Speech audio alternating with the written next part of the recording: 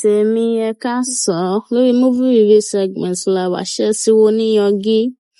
Ẹ̀yin tá a jọ wo ONIYANGI apá kìíní, apá kejì máa jáde lọ́la lágbára Ọlọ́run. Ẹ má worry tó bá ti jáde, máa jẹ́ kí ẹ mọ̀. Ẹ ṣáà drop ẹ sí comment section pé ẹ lè wait tí apá kejì bá ti jáde, máa notify yín, máa jẹ́ kí ẹ mọ̀. Ṣé ti rí nǹkan tí Nafisat ṣe rí nǹkan tó fojú ara ẹ̀, ìyá ẹ̀ dẹ̀ sọ fún pé kó má fẹ́, ó yarí, ó lóun fẹ́ fẹ́. Nísìn ó sì lóyún. Ọkọ tó lóyún fún ní kán sọ́rin ìgbéyàwó síwájú.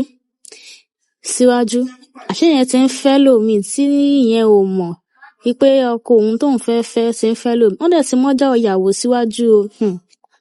Ẹ pàwọn àṣẹrí àwọn obìnrin gan gbà mí gan, á ní láti wà very very careful. Ìyá ẹ̀ dẹ̀ sọ fún pé kó má fẹ́. Ìyá ẹ̀ kìlọ̀ fún títí pé kó má fẹ́, kò gbọ́ o.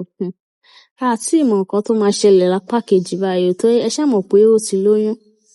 Ọkọ sì ní kán sún ọjọ́ ìgbéyàwó síwájú pé òun ò tíì ṣe tán.